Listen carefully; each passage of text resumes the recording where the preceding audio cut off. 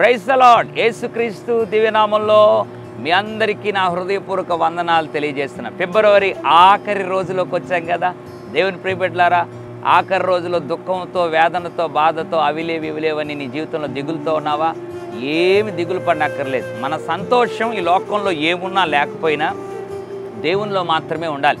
లోకములో వేటిని గూర్చి సంతోషించినా కూడా మన జీవితంలో ఆ సంతోషం తాత్కాలికమే. అయితే దావీదు భక్తుడు అంటున్నాడు, కీర్తనల గ్రంథం 40వ అధ్యాయం 16వ వచనం, నిన్ను గూర్చి ఉత్సహించి సంతోషించుదురుగాక. మనము దేవుని బట్టి సంతోషించాలి.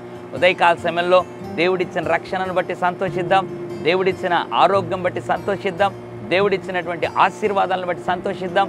మంచి అన్ని ఈవులను ఇచ్చాడు, వాటిని బట్టి సంతోషిద్దాం. ఏదైతే లేదో వాటి కొరకు బాధపడద్దు, ప్రార్థన చేయి, అవి కూడా ప్రభువు ఇస్తాడు.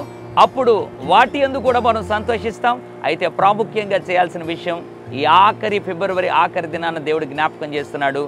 దావీదు అనుభవం ద్వారా నిన్ను గూర్చి నేను ఉత్సహించి హర్షించి సంతోషిస్తాను. ఎస్, మనమందరం కూడా ఎప్పుడు కూడా గుర్తుపెట్టుకోవాల్సిన మాట, దేవుని గూర్చి ఉత్సహించాలి, సంతోషించాలి. దిగులు, ఆందోళన, చాలామంది కలవరాల్లో ఉంటారు, వాటన్నిటిని పక్కన పెడతాం. దేవుడు ఎప్పటికీ మేలే చేస్తాడు, ఎప్పటికైనా మేలే చేస్తాడు అనే నమ్మకంతో దేవుని గురించి ఉత్సహించి సంతోషించి ఆర్భటించి దేవుని దీవెనలకు మనము పాత్రులము అగుదుముగాక.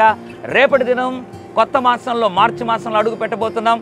విశ్వాసంతో ఉందాం, దేవుడు మన జీవితంలో గొప్ప కార్యాలు చేస్తాడు. పరిశుద్ధ తండ్రి, నీకు వందనాలు.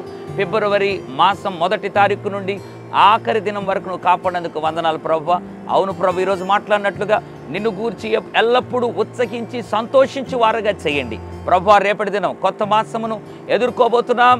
నూతన మాసమును ప్రభువా నూతన వాత్సల్యతతో ఎదుర్కొనే ప్రభువా, నీ నూతనమైన వాత్సల్యతతో ఎదుర్కొనే వారుగా చేయమని ప్రభువా. ఎల్లప్పుడూ ఇవి లేవని బాధపడకుండా దేవా, నిన్ను గూర్చి నిన్ను బట్టి ఉత్సహించి సంతోషించి అనుభవంలో నడిపించమని యేసు నామములో ప్రార్థిస్తున్నాను తండ్రి.